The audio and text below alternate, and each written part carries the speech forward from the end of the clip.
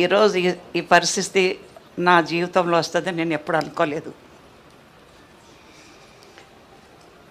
ఎందుకంటే నేను అనుకున్నాను ఇంకా కొంతకాలం, ఎందుకంటే బామాజీ 96కి చనిపోయినారు, అమ్మ 97 సంవత్సరం వయసుకు చనిపోయింది.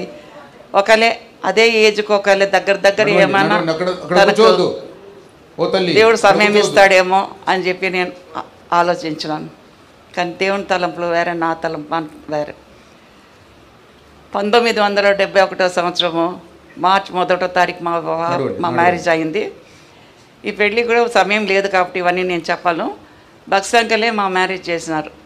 నేను సేవకు రాలేదు, నేను చదువుకుంటున్నాను ఆ సమయంలో. ఆయనే ప్రార్థన చేసినారు 2 సంవత్సరము, మమ్మీతో పంచుకున్నారు.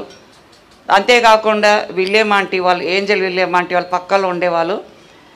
ఆ ఆంటీతో అత్తమ్మతో కలిసి మమ్మీ ప్రేయర్ చేసి ఈ విధంగా వాళ్ళు దేవుని ఏర్పాటును, దేవుని చిత్తంను కనుక్కున్నారు.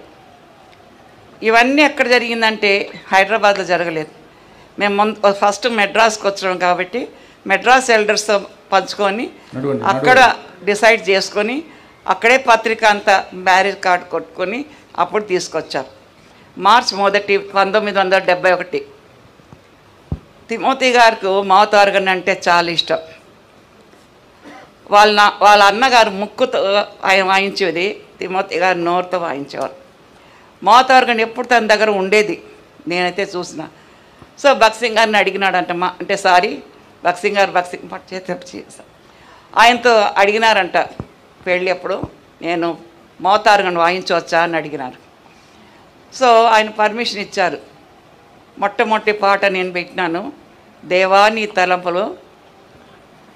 ఆ పాటలో లాస్ట్ వర్స్ ఉంది, ఎట్లు మౌనంగా ఉండేదను.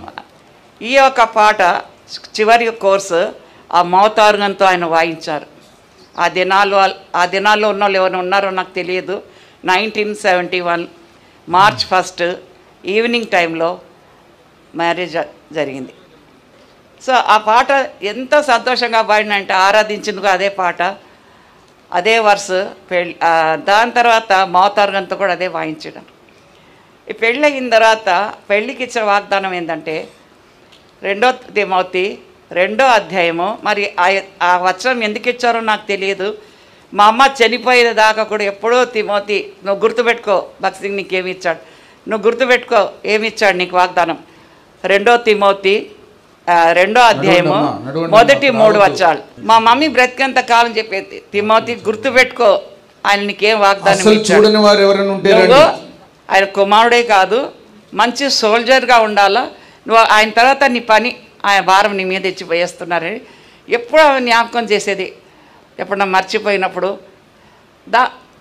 అదే కాకుండా ఎప్పుడు నాకు తిమోతి గారితో మ్యారేజ్ అని చెప్పినారో నేను ఆ సమయంలో ప్రభుత్వం మూడు అంటే ప్రమాణం చేసినాను. ప్రభా నేనైతే అన్వర్ది, నిజంగా అంటే నేను సేవకు రాలేదు, సేవ తరబితలు లేదు, చూస్తూనే ఉన్నాను చిన్నప్పుడు అన్నీ. పెద్దవాళ్ళు ఆయన ఇష్టపడ్డారు, ఆయన ఇష్ట ప్రకారంగానే నడిపించాడు. నేను అప్పుడే 3 ప్రశ్న వేసుకున్నా.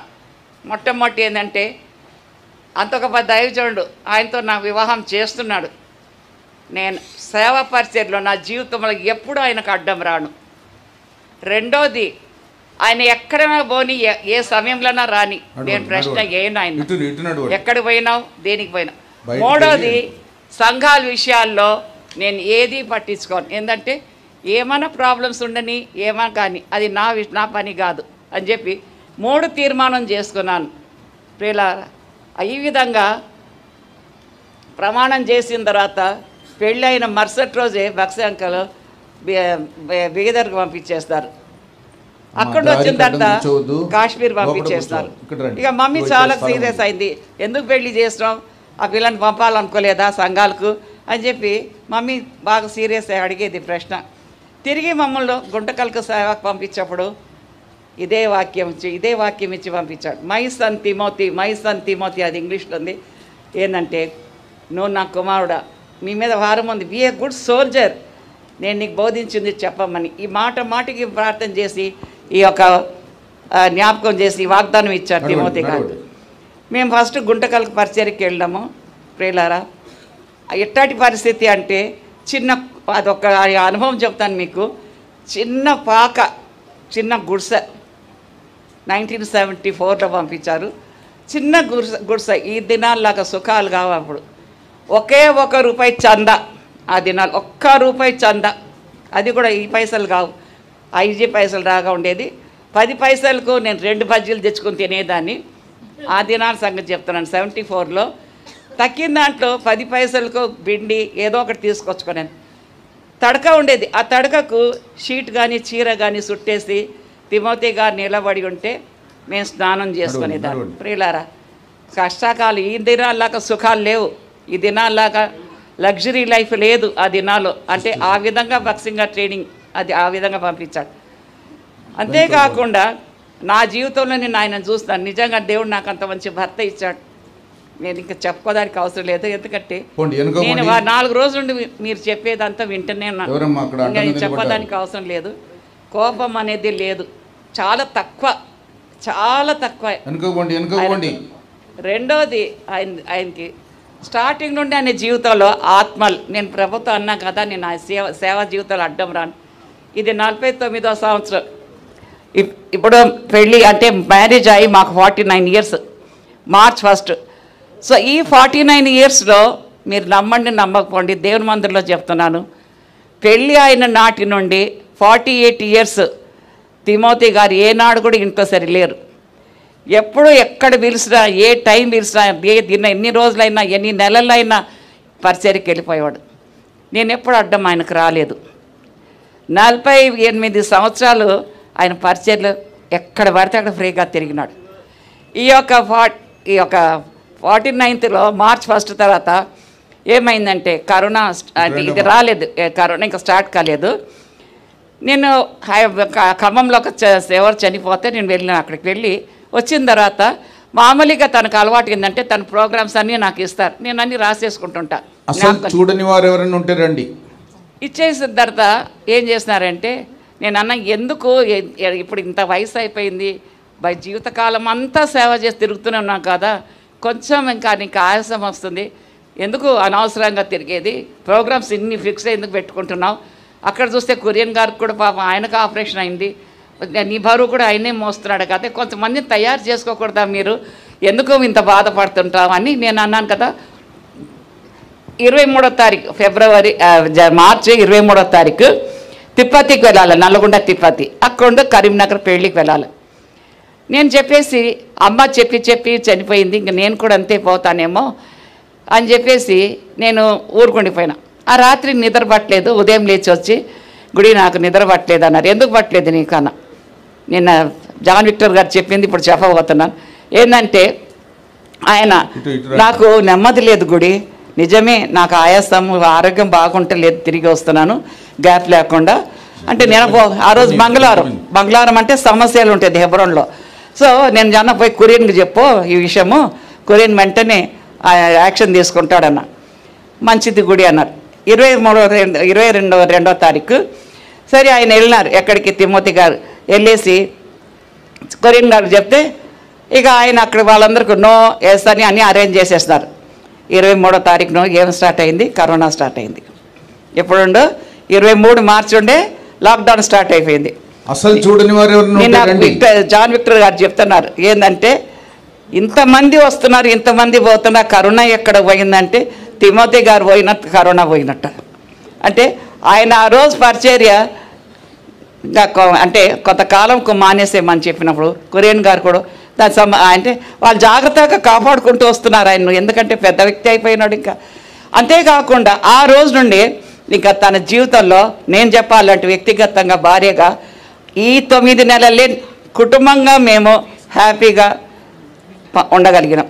ఎక్కడ తిరిగింది లేదు కదా, ఎక్కడ పోయింది లేదు కదా, కుటుంబంలో హ్యాపీగా కూర్చొని పంచుకొని. ఈ వయసులో మా వయసులో నేను 75, ఆయనకి 83, 82 ఈ వయసులో మేము కూర్చొని మాట్లాడడానికి మామూలుగా ఎప్పుడు అనేవాళ్ళు గుడి నీకు నాకు అంత జ్ఞానం లేదు, నాకు బైబిల్ నాలెడ్జ్ ఉంది, ఇంత వేరే విషయాలు నాకు తెలియదు. నేను ఎప్పుడైతే అనేదాన్ని నాకు ఆరోగ్యం బాగుండదు, దేవుడు నన్ను తీసుకుంటే బాగుంటుంది అంటే వద్దు. ఎప్పుడు చూసిన ఆయనకు ఆత్మల భారమే. తినాలా, తాగాలా, సంపాదించుకోవాలా. ఒకసారి మా మమ్మీ అనింది, ఏం తిమోతి సేవకులు చూడు వాళ్ళు ఇల్లు కొనుక్కున్నారు, వాళ్ళు చూడు ఏం కొనుక్కున్నారు, వాళ్ళు చూడు ఇదంటే, అమ్మ ఒకవేళ నాకు అది కావాలంటే నేను మళ్ళీ పోతాను, మా ఊరికి వెళ్ళిపోతాను, ఏదో పని చేసి బతుకుతాను, అన్నీ వదిలిపెట్టి వచ్చింది ప్రభు కొరకు వదిలిపెట్టిరాను మమ్మీ అని మమ్మీతో అనేవారు. ప్రేలారా, ఏమి సంపాదించాలా, పిల్లలకి ఏమి ఎత్తి పెట్టుకోవాలా, కానీ పిల్లలను చాలా ప్రేమించాడు.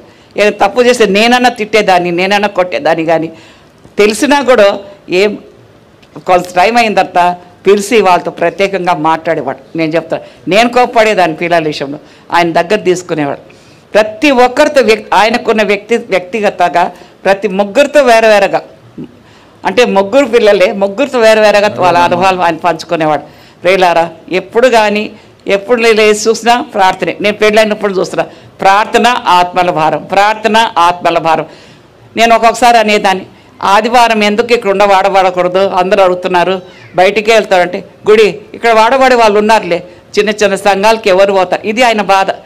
చిన్న సంఘాలు ఉన్నారు, అంటే పేద సంఘాలు ఉన్నారు, వాళ్ళకి ఎవరు సహాయపడతారు, వాళ్ళని ఎవరు చూసుకుంటారు, తన బాధ అంతా అదే. ఇవన్నీ జరుగుతూనే ఉండిన తర్వాత ఈ లాక్డౌన్ తర్వాత ఏమైపోయిందంటే బైబిల్ ఇంకా ఎక్కువ చదవం మొదలు పెట్టినాడు. ఇంక బయటికి పోయేది ఎక్కడ లేదు కదా. అయిన తర్వాత ఎప్పుడు ఇక్కడ వాడబడ్డారో ప్రియులారా, మీరు నమ్మండి, నిద్ర కూడా లేదు ఆయనకు. ఎప్పుడు సోఫాలో కూర్చోాలి, నాకేమో లైట్ పడదు, ఆయనకేమో ఆయన ఫ్యాన్ పడదు, నాకు లైట్ పడదు. ఎందుకంటే నా అనారోగ్య పరిస్థితి బట్టి నేను బాల్కనీలో కూర్చునేదాన్ని. సో ఎప్పుడు చూడండి ఆ సోఫాలో కూర్చుంటాడు, లైట్ వేసుకుంటాడు. ఒకసారి నాకు బాగలేకపోతే బెడ్ లైట్ వేసుకొని బైబిల్ చదివేది. ఎందుకంటే ప్రిపేర్ కావాలా, ఎంతోమంది ఆశతో వింటున్నారు. ఈ లాక్డౌన్ పీరియడ్ అంతా ఆయన నిద్ర సరిగా పోక, తిండి సరిగా తినక, జెరుషా ఎంత ఏం చేసి పెట్టాలనుకున్న కోడలే అనుకోండి, సొంత బిడ్డ కంటే ఎక్కువ నాకు వజ్రం దొరికింది అనేవాడు తిమోతి గారు. నా కోడలు కాదా, నాకు వజ్రం అనేవాడు. ఇవన్నీ చేసి పెట్టిన వద్దు, ఇంతే అని బాబా, శక్తి ఎట్లా వస్తుంది, దేవుడే నాకు శక్తి అంటే తను సిద్ధపడుతున్నాడు. ఎంతోమంది నాకు ఫోన్ చేసి చెప్పేవాళ్ళు, ఏందంటే ఏందక్క సంఘాల విషయాలు ఇంత గొడవలు ఇంత ఉంది పరిస్థితి. నేను అనేదాన్ని, చూడు ఎంతోమంది నాకు ఫోన్ చేసి చెప్తున్నారు అంటే, అది నా పని కాదు గుడి, ఇది అని నా చేత కాదు, ఇవన్నీ నా పని కాదు. మందిరం పరిస్థితి విషయాల్లో మా పిల్లల్ని ఎప్పుడు కానీ ఎన్కరేజ్ చేయలే. ఎందుకంటే మా అల్లుడికో కోపమే, మా పెద్దవాడికి కోపమే. విషయాలు వింటుంటే వాళ్ళకు యవనస్తులు కాబట్టి మా నాన్న విషయం ఇట్లా, మా సంఘాల విషయం ఇట్లానే వాళ్ళకు ఉండేది. ఎందుకంటే పిల్లలు కాదా, తండ్రి విషయం వింటుంటే వాళ్ళకి బాధ ఉండేది. కొన్నిసారి ఇంట్లో ఆర్గ్యుమెంట్ అయ్యేది ఈ విషయాల్లో. ఆయన గప్చుప్ ఉండేవారు. ఇక అంతేకాకుండా ఇట్టడి పరిస్థితుల్లో కూడా పిల్లలు ఎప్పుడు కూడా మా పిల్లలు మీరు రమ్మని ఇంటర్వ్యూ కాలే. ఒకవేళ మా పెద్దోడైనా తనకేదైనా అతి ఎక్కువ బాధ ఉంటే కొరియన్ గారితో మాట్లాడేవాడు. కొరియన్ గారు అంటే తనకు చాలా ఇష్టం. మేము కూడా ఆయన కొరియన్ గారికి అప్పగించాం. ఆయన కొరియన్ గారి మాట కాదని ఎప్పుడు అనేవాడు కాదు. సో ఆయన పోయి చెప్పుకొని పంచుకునేవాడేమో. కానీ ప్రియులారా, పిల్లల్ని ఎప్పుడు ఎంకరేజ్ చేయలే. మా పిల్లలు కానీ మా అల్లుడు కానీ మేము ఎవరు ఇంటర్ఫేర్ కాలేదు సంఘాల విషయాల్లో. మాకు అన్నీ తెలుసు, ఏం జరుగుతుంది తెలుసు, స్పాట్లో మాకు అన్నీ తెలుసు. కానీ ఎప్పుడూ ఇంటర్ఫేర్ కాలేదు. వాళ్ళ నాయన సాక్ష్యం పాటు చేయాలని వాళ్ళు ఎప్పుడు అనుకోలేదు. చాలా లోపల వాళ్ళ పాపం దిగమింకుంటూ జీవించారు. కానీ ప్రియులారా, వాళ్ళు కూడా వాళ్ళ నాన్నకు లోబడ్డారు. అన్ని విషయాలకు లోబడుకుంటూ వచ్చారు. మా నాన్నకు మేము చెడ్డ పేరు తీసుకురాకూడదు. వాళ్ళ నాయన జీవితం చూసినారు, ఆయన ప్రేమను చూసినారు. ఇంకా నేను వివరించే అవసరం లేదు అవన్నీ. కాబట్టి ఈ రోజు వరకు కూడా ఆయన కన్ను మూసేంత వరకు కూడా మందిరాల విషయాల్లో ఎప్పుడూ వాళ్ళు పార్టిసిపేట్ కాలేదు.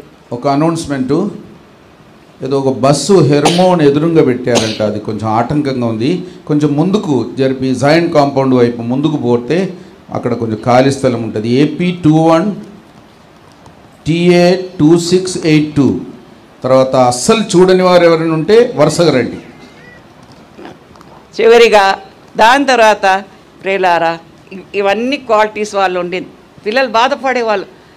నేను అనేవాళ్ళు, నా పని కాదు అది, ఈ పని నా పని కాదు, నా వల్ల కాదు.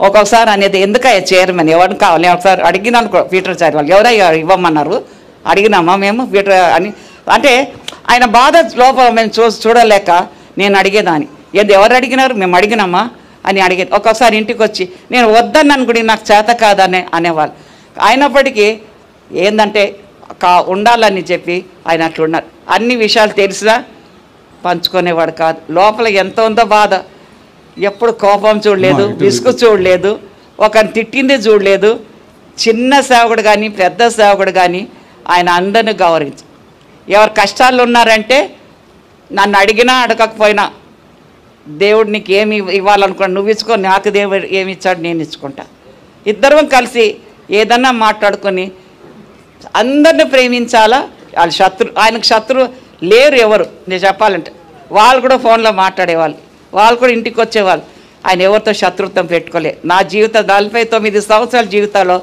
ఏనాడు కానీ నేను తిమోతి గారు నేను చెప్పగలను నిజంగా ఆయన పర్ఫెక్ట్గా తన జీవితం నిలబెట్టి ఆయన ఏ విధంగా తన సాక్ష్యం నిలబెట్టుకున్నాడు లాస్ట్ వరకు ఆయన కుటుంబం వారిగా ఒక భర్తగా పిల్లలుగా అన్ని విధంగా సంఘాల విషయాలు కూడా నలిగిపోయేవాడు చాలా సంఘాలు కొన్ని పరిస్థితులు చెప్పుకోలేని పరిస్థితి ఆయన ఎదుర్కొన్నాడు మేము చెప్పలేం బయట ఎదుర్కొనే దినాలు ఉంది ఆయన షర్ట్ బట్టి లాగిన రోజులు కొంటే మాకు పిల్లలకు వేడి మాకు ఇంకా కోపం అట్టాడేటప్పుడు కూడా అడిగితే ఏం లేదు ఏం కాలేదు నాకు ఏం కాలేదు పిల్లలారా నిజంగా చెప్పాలంటే ఆయన కన్నీళ్ళు ఈరోజు ఎంతమంది కొరకు కన్నీళ్ళు గార్చాడో ఈ సంఘాల కొరకు మందరం కొరకు ఎంత కన్నీళ్ళు గార్చాడంటే వ్యక్తిగతంగా రాత్రిలో లేచి ప్రార్థన పగలు లేచి ప్రార్థన పండుకొని ప్రార్థన చేసేవాడు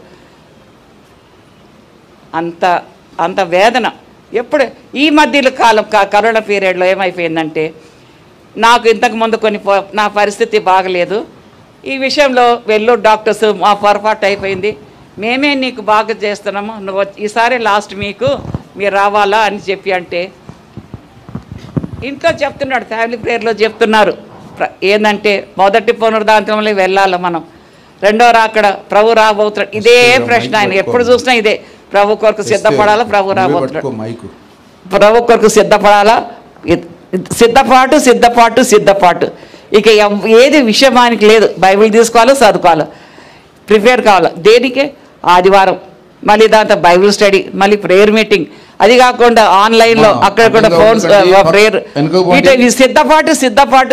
సిద్ధపాటు ఈ పేపర్ చూసుకోవాలా ఆ పేపర్ చూసుకోవాలా దాని తర్వాత ఆయనకు మేము ఎంత ఇష్టం అంటే జాన్ విక్టర్ మేము అనేవాళ్ళం నీకు జాన్ విక్టర్ పెద్ద కొడుకు నీకు లేదా దాని తర్వాత పేరు ఎవరంటే నీకు వాల్టర్ లేదా తర్జుమాకు మీరంతా అక్కడ నిలబడి ఉంటే ఎంత బాగా కనబడుతుంది నీకు కొడుకుల్లాగా ఉన్నారు నీకు వాళ్ళిద్దరికి మీ కొడుకులు అయిపోయినారా ఏమంటే అవును దేవుడి ఆత్మీయ కొడుకులు నాకు అని అనేవాడు సో వాళ్ళిద్దరిని చాలా ఇష్టపడేవాడు ఎందుకు వాళ్ళ కోసం రాని తర్జుమా చేయాలి కదా ఎంతోమంది వింటున్నారు కదా సిద్ధపాటు ప్రియులారా మీరు నమ్ముతారు ఈ 9 నెలలు ఆయన మోకాల జీవితము ప్రార్థన ఎందుకంటే మేము ఒక గదిలో ఉంటున్నాం కాబట్టి ప్రార్థన జీవితము బైబిల్ చదవాలి ప్రార్థన అదే హెచ్చరికలు అదే ఇస్తూనే ఉండేవాడు దాని తర్వాత ప్రియులారా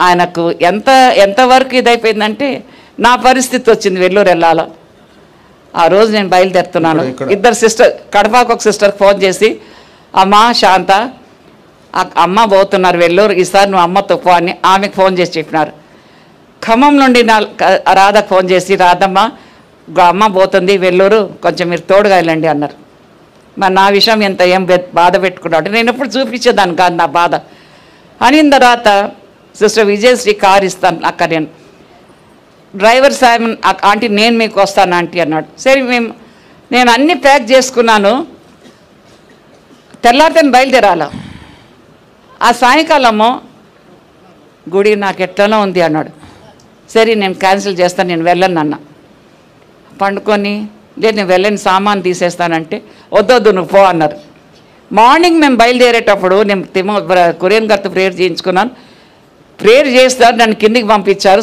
లగేజ్ పెట్టేస్తాను జెరుషా నాతో కిందికి వచ్చింది వచ్చిన తర్వాత టవల్ చుట్టుకొని టవల్ కాపుకొని కిందికి వచ్చారు ఏంటి పాప ఎందుకు వచ్చారు జర్ష అయింది, సైడ్కి ఉండండి. ఎందుకు వచ్చారు అక్కడ ప్రేయర్ చేసి పంపించేసాక ఆయన ఎందుకు వచ్చారు కూడా నాకు అర్థం కాలేదు. అంటే నేను పోతున్నాను కదా హాస్పిటల్ అనుకుని ఎప్పుడు పోతూనే ఉన్నాను. మరి ఏమనిపించింది ఆయన కిందకు వచ్చారు? లేదు నేను రావాలనుకున్నాను, వచ్చి కిందకు వచ్చి ప్రార్థన చేసి నన్ను పంపించేస్తారు. పంపించిన తర్వాత నా పరిస్థితి చాలా బాగలేదు, అది చెప్పవసరం లేదు మీకు, చివరి అన్నారు కాబట్టి అన్నిటికీ నేను ఎదుర్కొంటూనే వచ్చాను. వచ్చిన తర్వాత మామూలుగా ఇంట్లో నేను అన్నాను, నేను బ్రతుకుతానో చనిపోతానో నాకు తెలియదు, నువ్వు ఉంటే మంచిది, ఎందుకంటే సంఘం ఉంది, సహవాసం సొసైటీ ఉంది, దాని కొరకు నువ్వు మీరు నిలబడ్డారు, ఉంటే మంచిది, నేను పోతే బాగుంటుంది అన్నాను. లేలే గుడి అట్లా కాదు, నేను పోతే మంచిది, ఎందుకంటే నాకు బైబిల్ తప్ప వేరే అంటే లోక జ్ఞానం నాకు లేదు, మాట్లాడాలంటే ఎదుర్కోవాలంటే ఏది చేయాలంటే దేవుడు నీకు అది ఇచ్చాడు, నువ్వు పంజాబ్ దానిగా నీకు ఆ గుండె ఉంది, నువ్వు అన్నీ ఎదుర్కోగలుగుతావు, నువ్వు అన్నీ చేయగలుగుతావు, కానీ నాకు దేవుడు అది కెపాసిటీ ఇవ్వలేదు. ఒక చివరిగా అన్నాడు, నువ్వు నీ బుర్ర నాకు ఇయ్యి అన్నాడు, నేను రాసి ఇచ్చేస్తానని జోక్ అనుకున్నా, కానీ నేను ఇది సీరియస్ అనుకోలేదు. మంచిగా నవ్వుతున్నారు, మాట్లాడుతున్నారు, నేనేమో నా బాధ నేను పడుతున్నాను ప్రేలారా. చివరికి ఆయనే ఒకటే మాట అన్నాడు, గుడి ఒకవేళ దేవుడు నన్ను పిలిస్తే నువ్వేం చేస్తారు అన్నారు. నేను అన్నాను, సేవకులు భార్యలు ఏడ్చుకుంటూ మూలలో కూర్చుంటూ బిల్లల మీద ఆధారపడుకుంటూ ఉండేది నేను చేయను. ఎందుకంటే ప్రేలారా, నేను చివరి మాట మీతో చెప్పాలనుకున్నాను, దేవుడు నాకు భారం ఇచ్చాడు. బాగా వినండి, నేను ఉండను. నేనేమన్నానంటే, బక్సింగ్ అంకల్ నాకు మేనమ్మ అమ్మ వరుస కిందకి అవుతారు, నేను ముందే చెప్పినాను మీకు. హిందూ కుటుంబం నుండి వచ్చారు, ఆస్తి వదిలేసుకొని వాళ్ళు దేవుని కొరకు క్రయం చెల్లించారు. మా అమ్మ అన్నీ వదిలేసుకొని ప్రభు కొరకు త్యాగం చేసుకొని ముందుకు వచ్చింది. చివరిగా తిమోతి గారు మొత్తం వదిలేసి ఆయన కూడా ప్రభు కొరకు అన్ని ఆస్తి వదిలేసి వచ్చారు. వీళ్ళు ముగ్గురు మా కుటుంబంలో, నా వ్యక్తిగత కుటుంబంలో నేను అంటే నా పిల్లలు నాకు పుట్టినారు, కానీ వాళ్ళ వంశంలో నేను ఇంకా ఉన్నాను. అర్థమైందా మీకు? సో నేనేమన్నానంటే, ఒకవేళ దేవుడు నిన్ను పిలిస్తే నేనేమన్నాను, నేను ప్రభువుని ప్రశ్న వేయను, ఎందుకంటే నువ్వు సిద్ధపడుతున్నావు, నువ్వు చెప్తున్నావు నాకు, కాబట్టి నేనేమన్నాను, ప్రభు గారు నిన్ను పిలుచుకుంటే నువ్వేం చేస్తావన్నారు. నేను అన్నాను, అందరిలాగా ఏడ్చుకుంటూ కూర్చుంటూ నేను ఏంటంటే పిల్లల మీద ఆధారపడుకుంటూ ఉండను, అది పద్ధతి కాదు. ఫాలో అప్ అంటే ఇంకా ముందు పని ఏం నువ్వు వదిలేస్తావో ఆ పని నేను చేస్తాను. ప్రియులారా, నేను ఎందుకు అన్నానంటే, బక్సింగ్ గారు, మా అమ్మ, తిమోతి గారు వీళ్ళు వచ్చిన అన్నీ వదిలేసి వచ్చారు, ఏం సంపాదించలేదు. ఈరోజు నేను చెప్తున్నాను మీకు, తిమోతి గారు వీళ్ళు ముగ్గురు మాకు నేర్పించారు. దేవుని అందరి నుండి నేను చెప్తాను, బ్యాంక్ అకౌంట్ మాకు లేవు.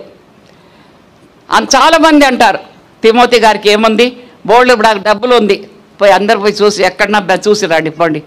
వీళ్ళు ఉద్యోగాలు చేసుకుని వీళ్ళు లోన్ తీసుకొని ఇల్లు కట్టుకున్నారు, కానీ పిల్లలు పెద్దవాడు మా దగ్గర ఉన్నారు సేవలో, ఎందుకంటే తన బలహీనతను బట్టి మాకు పెద్దవాళ్ళు అయిపోయినారు, మేము మాకు కావాలని వాళ్ళని ఇంట్లో పెట్టుకున్నాం, సేవకు పంపిస్తున్నారు, ఆ పరిస్థితి.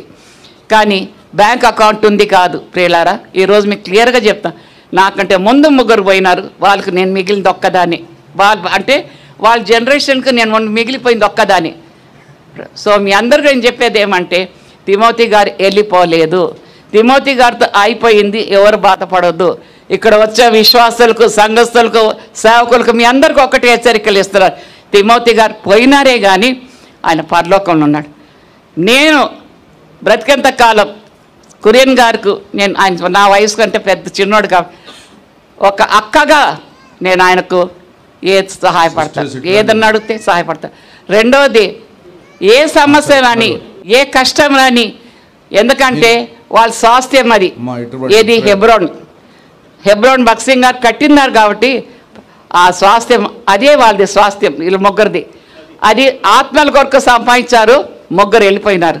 నేను కొనసాగాలో ఏది కొనసాగించాలో, ఆయన ఏం దృష్టి పెట్టుకున్నాడో, ఆయన ఏం ఆశ పెట్టుకుని ఆయన జీవితంలో సాధించాడో, సాధించి వదిలిపెట్టిపోయినాడో ఆ సేవలో నేను ముందుకు సాగాలి.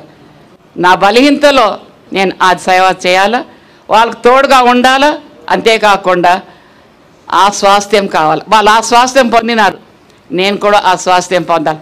ప్రాణం పోయేంత వరకు వాళ్ళకు తోడుగా ఉండి వాళ్ళ అవసరం ఎప్పుడైనా ఏదైనా అవసరం పడితే వాళ్ళకి సహాయపడడానికి ప్రియులారా మీరు ఉన్న వాళ్ళందరూ చెప్పాలనుకుంటాను, దిగులు పడవద్దు, ఏమైపోయిందని బాధపడవద్దు, ఏమవుతుంది నెక్స్ట్ అని బాధపడవద్దు.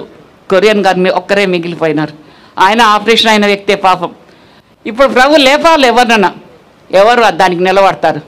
మనం కొట్లాడుకుంటూ మనం తిట్టుకుంటూ ఇది నాది నీది అనుకుంటే కాదు. ఏం వదిలిపెట్టినారు, ఏం సంపాదించారు? ఈరోజు నేను చెప్తున్నాను, ఏదో మిమ్మల్ని సంపాదించాం. నిజంగా మీరు నమ్ముతారు లేదో, మా కంట్లో నేను ఒక తట్టు నవ్వుతున్నాను, ఒక తట్టు ధైర్యపరచాలి సంఘాలను అందరినీ. కానీ ఇవే సంపాదించింది. అర్థమైందా మీకు? ఏం సంపాదించారు వీళ్ళు? మా ఆస్తి అంతా మీరే, ఇదే ప్రేమతో సంపాదించారు. ఇదే మా ప్రియులారా చివరిగా చెప్పేది ఇదే. మీ ఇంతమందిని సంపాదించారంటే ఇదంతా ఆస్తి కదా మాకు? చెప్పండి. బ్యాంకు డబ్బులు కాదు, ఆత్మలు సంపాదించారు, ప్రేమతో సంపాదించారు, క్రయం చెల్లించి సంపాదించారు, కన్నీటితో సంపాదించారు. ప్రియులారా అది ఈరోజు మేము కళ్ళారు నేను చూస్తున్నాను, మిమ్మల్ని అందరినీ నా పిల్లలు చూస్తున్నారు. మీ అందరు ఈరోజు ఇక్కడ వచ్చారంటే అన్నీ వదిలిపెట్టి వచ్చారు. వీళ్ళు ముగ్గురు అన్నీ ఆస్తి వదిలిపెట్టి వచ్చా పర్వాలేదు. ఈరోజు ఏం నాకేం వెనక దాచిపెట్టి పోలేదు. ఎందుకంటే వీళ్ళు ముగ్గురు నాకు దారి చూపించున్నారు. ఏ నాటికి ఆ నాటికే మాకు. ప్రియులారా ఏం చూపించారు? దేవునికి ఒక కష్టం. నేను కూడా ప్రభు కొరకు ప్రభు సేవ చేయాలని, ఈ పని కొనసాగించాలని చేతనంత వరకు మీ సంఘాలకు వస్తాను. వీళ్ళు పంపిస్తే దర్శిస్తాను. నాకు లోకల్ నాకు ఇష్టం. ఎప్పుడు బయట ఎక్కువ పోతుంటా అడిగి కొరియన్ గారు బయటకు వస్తాను. మేము దగ్గర పంపిస్తే మిమ్మల్ని ఆదరిస్తాం, మీకు ప్రార్థన చేస్తుంటాం. ఎట్లా చేస్తామంటే మీరు మాతో సహకరించాలా. అర్థమైందా? మీరేం చేయాలా? విశ్వాసులు, సంఘస్థులు, యవనస్తులు అందరూ ఏం చేయాలా? ఇప్పుడు ఏం చేయాలా? సహకరిస్తని ఏదైనా కార్యం మనం చేయగలం. గతం మర్చిపోండి, అప్పుడే మనం అంటే ఎదురుగా మనం పోగలం. ప్రేరారు కాబట్టి మీరు ఏం నేర్చుకున్నారు సంఘాల్లో, వ్యక్తిగతంగా తిమోతి గారితో ఏం పొందినారు అది గుర్తుపెట్టుకోండి, అది మర్చిపోదు. మీరు నిజంగా తిమోతి గారికి ప్రేమించి ఇంత క్రయం చెల్లించి మీరు వచ్చారంటే ప్రియులారా ఒకరు గుర్తుపెట్టుకోండి, ఆయన వెళ్ళిన మార్గంలో మనం వెళ్ళవలసిందే. మేము దుఃఖం అని మాకు హృదయం ఉంటుంది, కానీ మేము ఒకరోజు పోతాం. అందుకొరకే అది ఎక్కడ పాట పెళ్ళిలో పాడింది ఈ పాట ఏంటంటే, ఎట్లు మౌనముగా నుందు ప్రభు చెల్లింపగా స్తోత్ర గీతము, ఎట్లు మౌనముగా నుందు ప్రభు చెల్లింపగా స్తోత్ర గీతము, కాలవంతా పాడుచుండేదా పాడుచుండేదా నీ ప్రేమ అపారమైనది, దేవాని తలంపులో అమూల్యమైనవి నాయడా, నాయడాల నీ కరుణా సదా సర్వచున్నది, దేవాని తలంపులో. సో ప్రియులారా మీరందరూ వచ్చారు, మీ అందరికి మేమేమి ఇవ్వలేము, మేము రుణపడిపోయినాం. మా కుటుంబం, మా పిల్లలు, మేము, నా కొడుకులు, కోడలు, అల్లుడు, బిడ్డలు, మేము రుణపడిపోయినాం. ఎందుకంటే ఆ ప్రేమను మేము ఈరోజు చూడగలిగినాం. ఆయన విత్తనం మేము చూడగలిగినాం. ఏం క్రయం చెల్లించి వచ్చారు, మీరు డబ్బులు ఖర్చు పెట్టి పిల్లలతో వచ్చారు, చిన్న పిల్లలతో వచ్చారు, ఎంతో ఖర్చు ఇంత ఈ యొక్క బంధు పరిస్థితులు కూడా ఇదంతా చూస్తుంటే మిమ్మల్ని ఆశ్చర్యంగా ఉంది. ఇది ఇంతమందిని సంపాదించుకున్నారు, అదే మా ఆస్తి, నాది కూడా అదే ఆస్తి. నేను కూడా అదే ఆస్తి వదిలిపెట్టే నేను రేపు వెళ్ళిపోతా. దేని కొరకు? ఫార్వర్డ్ పని, దేవుని సేవ కొరకు. సో వీళ్ళతో కలిసి అంటే తిమోతి గారు లేని లోటును పూర్తి చేయడానికి దేవుడు నాకు ఆ భారం ఇచ్చాడు. ఏడ్చుకుంటూ కూర్చోట్టు మూలలో చేసేదానికి కాదు, ఫార్వర్డ్ పోవాలా. దుఃఖం అని హృదయంలో ఉంటుంది, ఒకరోజు నేను చూస్తాను. అందుకొరకే చివరిగా ఒక పాట ఉంది, when we all get to heaven, what a day of rejoicing that will be, when we all see Jesus, we'll sing and shout a victory, when we all get to heaven, What a day of rejoicing that will be when we all see season will sing and shout the victory. వీళ్ళారా అందరం చూస్తాము, ఒకరోజు అందరము కలుస్తాము. కానీ భూలోకంలో ఉన్నప్పుడు మనకు అప్పగించిన పని మనం చేయాల. అర్థమైందా? ఏం చేయాలా? ఆ పని పూర్తి చేయాలి. అప్పుడే మనం సంతోషంగా పోగలం. లేకపోతే ఇంత వచ్చి కూడా మీరు అదే తిరిగి ఇంటికి పోయిన తర్వాత కూడా ఇక్కడిదిక్కడే అక్కడిది అనుకుంటే ఆ యొక్క పరలోకంలో మనం ఏమీ అనుభవించలేం. సో ప్రియులారా, ఒకటే మనవి, ఇద్దరు ఉండే, తిమోతి గారు ఉండే, పాపం తన బలహీనతలో కూడా లాక్కుంటూ పోతుంటే కూడా పాపం కొరియన్ గారు వెనక సపోర్ట్ అండి. ఇప్పుడు కొరియన్ గారు ఒకటే, ఆయన బలహీన వ్యక్తే, ఆయన గుండె చెదిరిన వ్యక్తే. నిజంగా చెప్తున్నా, మీరు చూడలేదు శనివారం రోజు నేను కళ్ళారా, నాకు బాగలేదు, నా పరిస్థితి బాగలేదు అంటే నాకు ఆపరేషన్, నేను కొంచెం బాగా కుట్లతో ఉన్నాను వెనక. ఆయన అక్కడ స్టేజ్ మీద ఉండే హెబ్రోన్లో కన్నీళ్ళు కారుస్తూనే ఉన్నాడు. ఆ కన్నీళ్ళు కారుస్తుంటే నాకు నిజంగా ఎంత బాధ. చివరిగా మా బాబుతో పెద్దోడితో, నేను ఒంటరివాడైపోయినా, మీరు ఒంటరివాడైపోయినారు. చూస్తారా? అంటే ఆ యొక్క ఆత్మీయ బంధుత్వం వాళ్ళకు ఉండిపోయింది ఇద్దరికి. ఇప్పుడు ఆయన ఒక్కడే అయిపోయినాడు. కానీ ఇప్పుడు మనం ఏం చేయాలా? అందరూ ఏం చేయాలా? కొట్టుకోవాలనా? చెప్పండి. కాదు, ఏం చేయాలా? గతం మర్చిపోయి ఇప్పుడు వీళ్ళందరికీ మనం ఏం చేయాలా? గవర్నింగ్ బాడీ కానీ, ఎవరు పెద్దోళ్ళే కానీ, సేవకులే కానీ వాళ్ళకి సహకరించాల. అర్థం? ప్రియులారా, మీ అందరికీ చాలా వందనాలు. ఎంతమంది ఉన్నారో మీ అందరికీ చాలా వందనాలు. మీరు ఎంతో ప్రయాసపడి మీ తండ్రి కావచ్చు, అన్న కావచ్చు, అయ్యా కావచ్చు, మీరేం పిలుస్తారో ఆయన ప్రేమించి ఆయనకు వచ్చారు. ఆ యొక్క ఫలం మేము మా కళ్ళారా చూస్తున్నాం. దేవుడు మాకు ఈ బాగా తెచ్చారు. తిరిగి ఎవరన్నా చనిపోతే ఇంతమంది వస్తారో లేదో మాకెంత నమ్మకం.